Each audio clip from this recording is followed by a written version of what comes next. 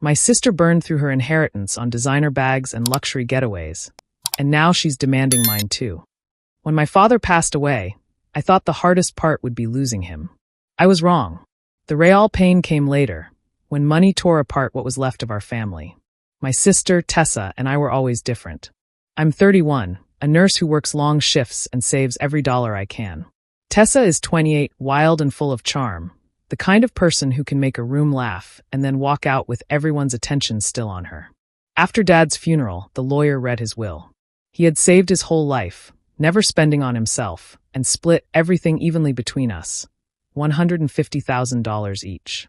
I remember feeling grateful and sad at the same time. It wasn't about the money, it was about everything he sacrificed to give us a better life. I promised myself I'd use it wisely, maybe buy a small house, something stable. Tessa's eyes sparkled that day, but not with grief. She already had plans. Within weeks, she was flashing designer purses, driving a new convertible, and posting photos from weekend trips to Miami. She said she was finally living. I told her to slow down, but she laughed and said, "You can't take it with you, Ev. Might as well enjoy it." Months passed, and I watched her inheritance vanish. She stopped paying rent and borrowed from friends. When her car got repossessed, she called me crying. I let her crash at my apartment for a while. I cooked, she slept till noon. I worked overtime while she scrolled through her phone, still talking about her next big move. One night, I came home to find her sitting at the table, tears streaking her mascara. She said, "Ev, I need help. I'm drowning." I felt a stab of sympathy. She was my sister, after all. But before I could answer, she added, "You still have your inheritance. You don't even use it. I deserve another chance." Her words stunned me. "Tessa, that money's for my future," I said quietly. "You already had yours." She slammed her hand on the table. "You think you're better than me because you're boring? Dad would have wanted me to have it too." That broke me. For years, I'd carried her mistakes, cleaned up her messes, defended her to everyone. But that night, I saw who she really was, someone who thought love meant entitlement. I told her no. Her face changed in an instant, anger replacing tears.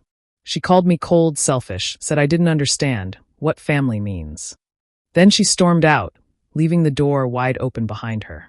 As I closed it, I stood there for a long time, the silence heavy around me. I thought the worst was over. I didn't know it yet, but that was only the beginning of everything that would fall apart next. I used to think being a good sister meant forgiving everything.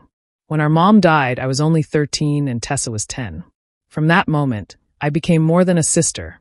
I was her babysitter, her tutor, her little piece of stability. Dad worked double shifts to keep us fed, so it was me who brushed Tessa's hair before school, me who helped her with homework, and me who stayed up when she had nightmares.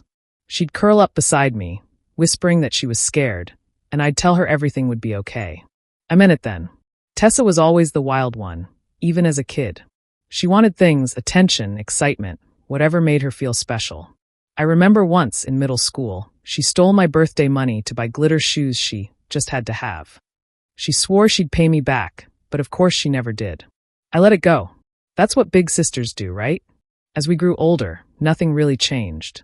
I studied hard, got a nursing degree, tried to build a life that made sense. Tessa drifted from one idea to another.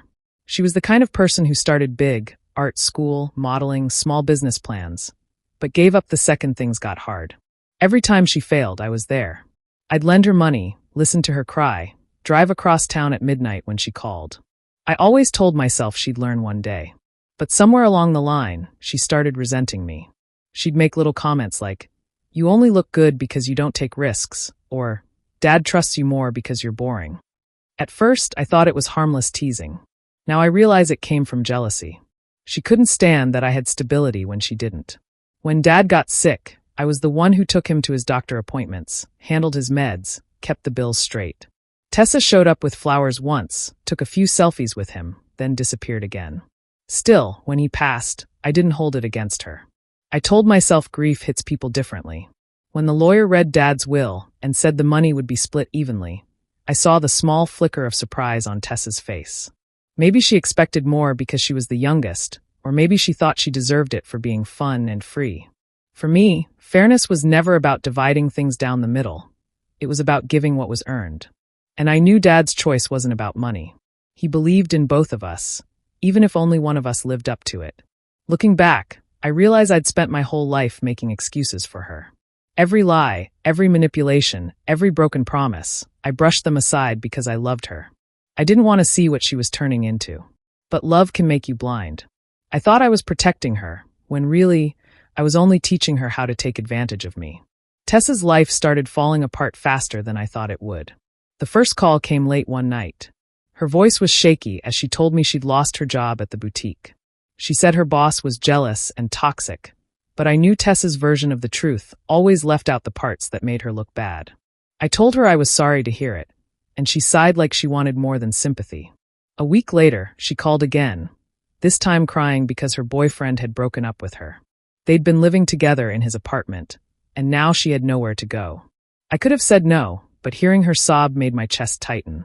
She was still my sister, so I told her she could stay with me for a while, just until she figured things out. She showed up with 4 suitcases and a box of designer shoes. I helped her drag them up the stairs to my small apartment. From the moment she walked in, the peace in my place disappeared. She left clothes on the floor, makeup on the counter, and perfume hanging in the air like fog. She blasted music at night, talking loudly on the phone about how unfair life was. I tried to be patient. I reminded myself she was going through a hard time. But every day, she acted like she was still living in luxury. She ordered expensive takeout, used my credit card by accident, and spent hours online looking at handbags she couldn't afford. When I came home from work exhausted, she'd roll her eyes and say, "You're lucky to have a steady job. Some of us aren't built for boring routines." It wasn't long before the fight started. I asked her to help with groceries or clean up after herself, but she brushed me off. One evening, I found her drinking wine on the couch while watching reality TV. I told her rent was due soon, and she laughed. "You've got your inheritance," she said. "You're not exactly struggling." That was the first time she brought it up since she'd moved in. I felt a knot in my stomach. "Tessa, that money isn't for you," I said softly. "I'm saving it for my house. You need to start thinking about finding a job." She frowned, then gave me that practiced sad look she used when she wanted something. "You always make me feel like I'm a burden," she said. "Family's supposed to stick together. Don't you remember when we promised to take care of each other?" Her words hit me like guilt bullets. She knew exactly how to twist them. I stayed quiet, staring at the TV screen while she kept talking about loyalty and love. But deep down, I could already see the truth. She didn't want help to stand on her own. She wanted me to fall with her. I tried to ignore the tension for as long as I could, but living with Tessa felt like walking on glass. Every day, she found a new way to test my patience. I'd come home from a long shift to find delivery boxes piled by the door. Clothes, shoes, random junk she didn't need. When I asked how she was paying for them, she said, "Don't worry about it," like it was none of my business. One evening, I came home to find her wearing a silk robe, sipping wine from my favorite glass. The TV was blasting, and half the living room was covered in shopping bags. That was it for me. I turned off the TV and said, "Tessa, we need to talk." She didn't even look at me, just smirked and said, "Oh, here we go. The lecture." I took a breath. "You've been here for 3 months. You don't have a job. You're spending money you don't have. I can't keep watching you destroy yourself like this." She rolled her eyes. "Destroy myself? Please. I'm just living. You wouldn't understand because you're too scared to actually enjoy life." "That's not enjoying life," I said quietly. "That's running from it." That got her attention. She slammed her glass down so hard wine splashed onto the rug. "You think you're better than me, don't you? Just because you have a job and a little savings." "This isn't about being better," I said. "It's about being responsible. You've burned through everything Dad left you, and now you're wasting your time blaming everyone else." Her face twisted in anger. "You're selfish, Evelyn. You act like money makes you smarter. I lost everything, and you won't even help me. What kind of sister are you?" I felt my hands shaking, but I kept my voice steady. "The kind who's done being taken advantage of. You need to fix your life, Tessa. I can't do it for you." For a moment, I thought she might cry. Instead, she laughed, a short, bitter sound. "You're unbelievable. Dad would be ashamed of you." I flinched at that. She saw it and smiled like she'd won something. Then she started gathering her things, yanking clothes off hangers, throwing shoes into her suitcase. "Where are you going?" I asked. "Anywhere but here," she snapped. "You've made it clear money means more to you than family." She dragged her suitcase to the door. Before leaving, she turned back and said in a low voice, "You'll regret this, Evelyn. You'll regret choosing money over blood." The door slammed, and the apartment fell silent. I stood there for a long time, staring at the wine stain on the rug, listening to the echo of her words. Something inside me knew she meant them. But even then, I didn't realize just how far she'd go to prove it. A few quiet weeks passed after Tessa left. I started sleeping better and finally felt some peace returning to my life. Work was steady, my apartment stayed clean, and the constant tension was gone. I thought maybe the distance would make things better between us. Maybe time apart would help her grow up. I wanted to believe that. One morning, while paying my bills, I logged into my bank account like I always did. At first, I thought the page was glitching. The numbers didn't make sense. My savings account, the one I'd carefully built for years, showed a balance that made my stomach twist. It was missing more than $80,000. I refreshed the page, thinking it was an error. It wasn't. My hands went cold. I stared at the screen, hoping it was some kind of delay or mistake. But the transaction history was there in plain sight. Several large transfers had been made over the past few days to another account I didn't recognize. I froze. I hadn't given my information to anyone. No one else even knew my passwords. I sat there for a few minutes, heart pounding, unable to think. When I finally called the bank, my voice shook so badly the woman on the phone had to ask me to repeat myself. She checked the records and told me the money was transferred online. Someone had logged in using my username, reset my password through email, and completed the transfers. She said they'd used personal verification information to confirm my identity. That's when I realized whoever did this knew me. Knew things only someone close would know. I ended the call and just sat there, staring at the wall. My mind went straight to one person. Tessa. She was the only one who had access to my laptop, who knew my email, who'd seen me manage my finances when she was staying here. But a small part of me still resisted the thought. I didn't want to believe my own sister would go that far. Still, I needed answers. I found her number in my phone and called. She picked up after a few rings, sounding cheerful. "Hey, Ev. Been a while. What's up?" "Tessa," I said quietly. "Someone took money from my savings account. A lot of it." There was a pause. Then she gasped. "What? Are you serious?" "Oh my God, that's awful. You should call the bank right now." "I already did," I said. "They said whoever did it used personal info, stuff only I'd know." I waited for her to say something. She didn't. After a long silence, she said softly, Are you saying you think I did it?" Her voice cracked just enough to sound hurt. I felt a wave of guilt, even though she hadn't denied it. "I didn't say that," I whispered. She sighed heavily. "Wow. I can't believe you'd even think that. After everything? You really think I'd steal from you?" "I don't know what to think," I said. She suddenly changed tone, her voice turning calm and careful. "You've been stressed, Ev. You work too much. Maybe you messed something up with your account. It happens." That sentence hit me hard. For a moment, I almost questioned myself. Maybe she was right. Maybe I'd missed something. But deep down, I knew. The way she spoke, the fake concern, the practiced calm, it was all too familiar. Before hanging up, she added softly, "You should be careful, sis. People do crazy things when they get too obsessed with money." Her words lingered long after the call ended. My hands were still shaking when I put the phone down. I stared at my empty account, my stomach tight with dread. I had no proof, no way to prove what I already knew in my heart, but I could feel it. Tessa had crossed a line she could never come back from. For days, I couldn't eat or sleep. Every time I looked at my bank account, I felt sick. I checked my email again and again, hoping to find some clue that would explain how it happened. The police had told me they would look into it, but I could tell from their tone that they didn't think it would go anywhere. Online fraud cases rarely did. Still, I couldn't let it go. I needed to know the truth, even if it hurt. A coworker at the hospital mentioned a private investigator she'd hired once for a family issue. His name was Noah Brandt, a quiet man who specialized in financial crimes. I looked him up and called. When he answered, his voice was calm and firm, the kind that made you believe he could fix things. I told him everything, about the stolen money, the fake logins, my suspicion that it might be someone close. He didn't react much, just said, "I'll find out who did it. But you need to be ready for whatever comes next." A few days later, he came to my apartment.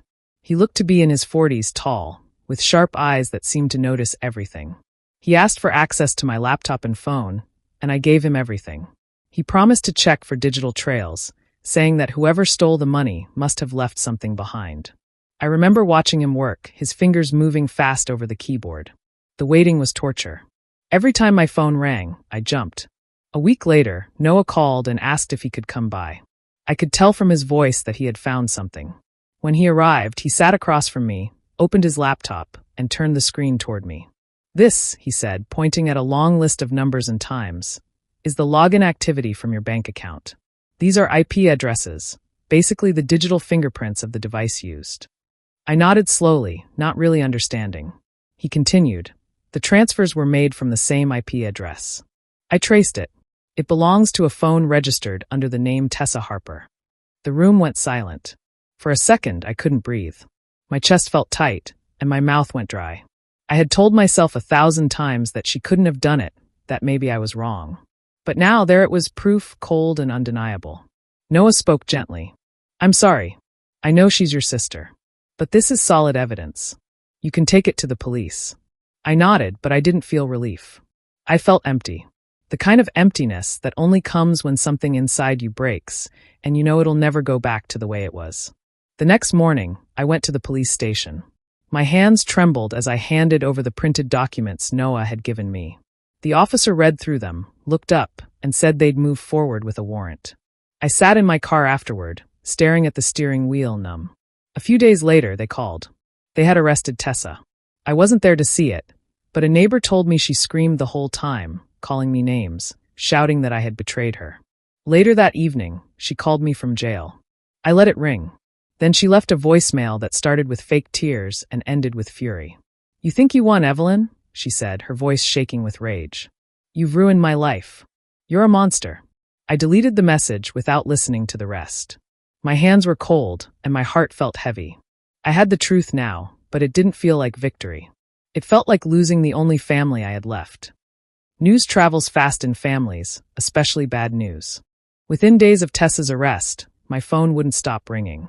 At first, I ignored the calls, but when the messages started piling up, I finally listened to them. Most of them weren't kind. My Aunt Karen's voice came first, sharp and full of judgment. "Evelyn, what have you done? You put your own sister in jail? She's your blood." Others followed. Cousins I hadn't spoken to in years suddenly cared enough to call me cruel. My uncle left a voicemail telling me I should have handled it privately. No one asked what really happened. No one wanted to hear that she stole from me. All they knew was that I pressed charges, and to them, that made me the villain. One evening, Aunt Karen showed up at my door without calling first. She stood there in her coat, eyes filled with disappointment. "I came to talk some sense into you," she said. "Your father would be ashamed, Evelyn. He always wanted you girls to take care of each other."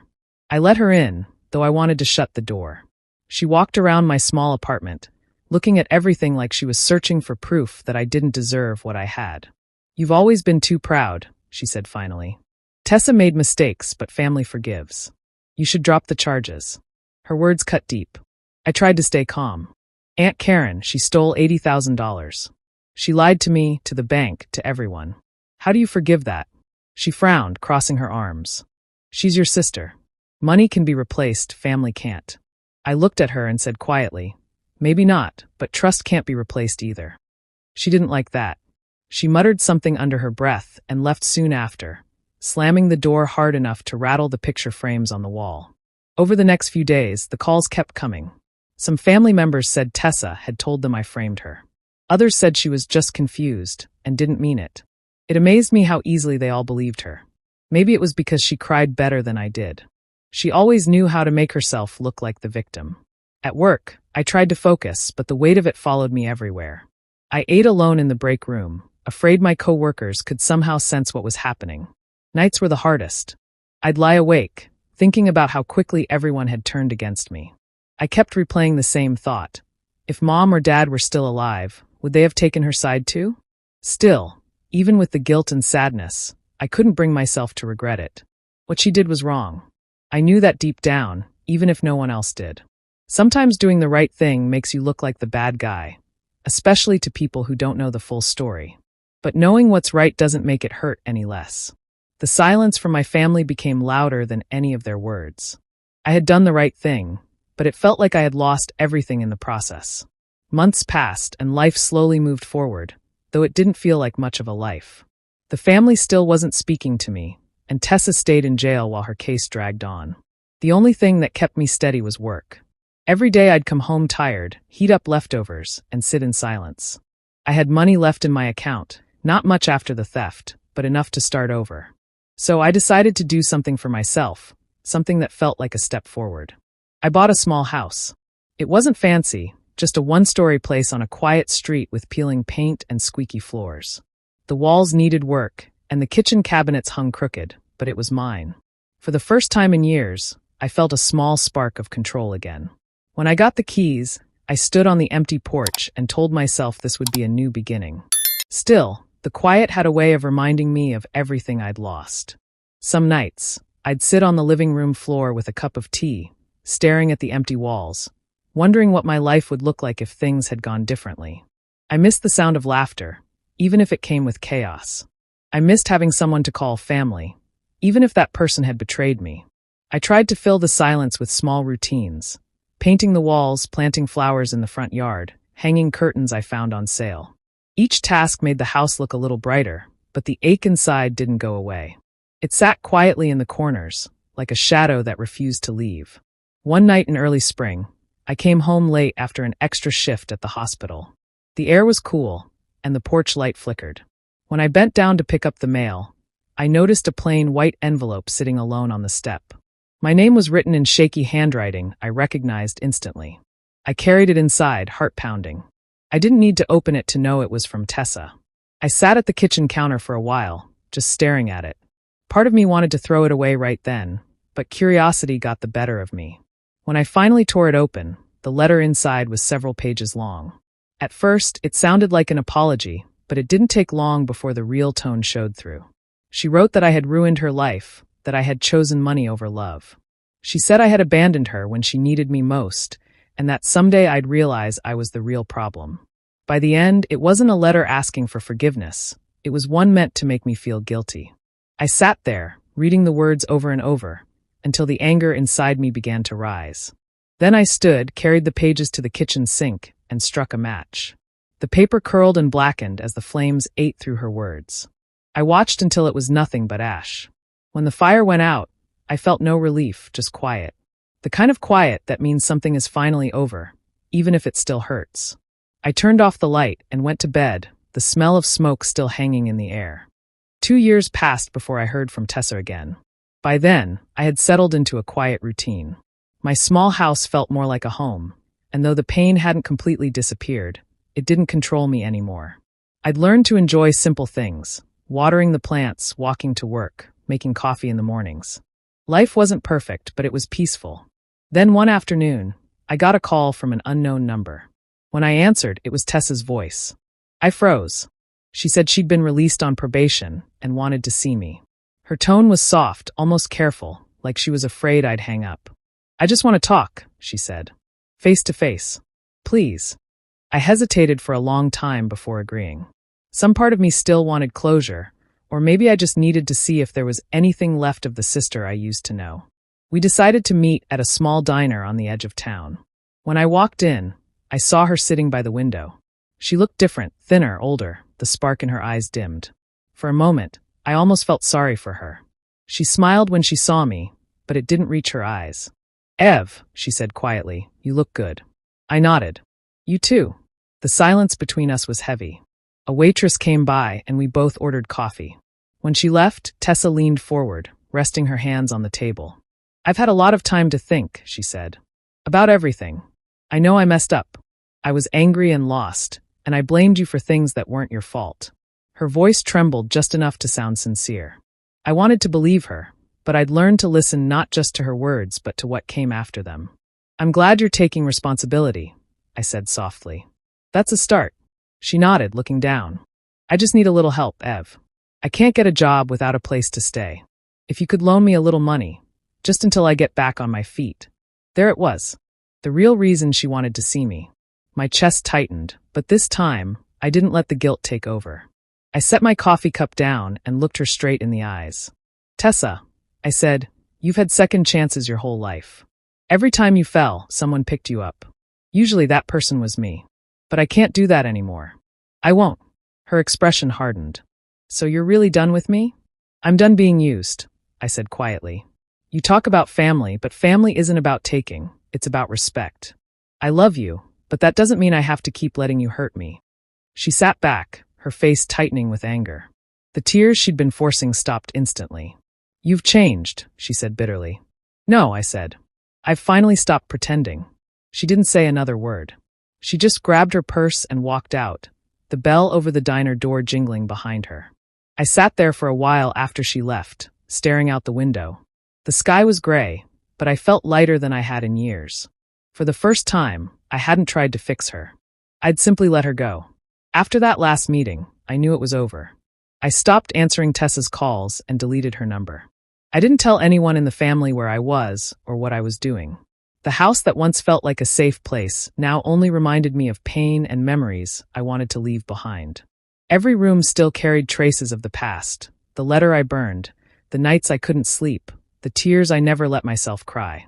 One day, I woke up and decided I was done carrying it all. Selling the house was easier than I expected. I packed my things slowly, choosing only what I truly needed. It felt strange, walking through those empty rooms one last time. But as I locked the door and handed over the keys, I felt something lift off my shoulders. For the first time in years, I didn't feel trapped. I drove to Maine, a place I'd always dreamed of visiting but never had the courage to go. I rented a small cottage near the coast, surrounded by tall pine trees and the sound of waves. The air smelled like salt and freedom. I didn't know anyone there, and that was exactly what I wanted. Days passed quietly. I spent mornings walking along the beach, collecting shells, watching the sunrise. I cooked for myself, read in the evenings, and learned how to enjoy my own company. At first, the silence felt heavy, but over time it became peaceful. No drama, no guilt, no noise, just calm. Sometimes I thought about Tessa. I wondered where she was, if she'd changed, or if she still blamed me for everything. But the thoughts didn't hurt the way they used to. I stopped feeling anger, and I stopped waiting for an apology that would never come. The truth was simple. She had taken enough from me. I wasn't going to let her take any more. People often think revenge means getting even. I used to believe that too. But living in that quiet town, waking up every day without fear or bitterness, I understood something deeper. My revenge wasn't about destroying her life. It was about rebuilding mine. Sometimes I'd sit by the water, watching the waves break against the rocks, and feel a soft peace inside me. Some betrayals leave scars, but they also teach you who you really are. I didn't win by fighting back. I won by walking away and finding peace where she could never reach me. Do you think Evelyn made the right choice by cutting her sister out of her life for good? Or should she have given Tessa another chance? Let me know what you think in the comments. I'm really curious to hear your thoughts. And if you enjoy stories like this, don't forget to subscribe and hit the notification bell so you don't miss out on more.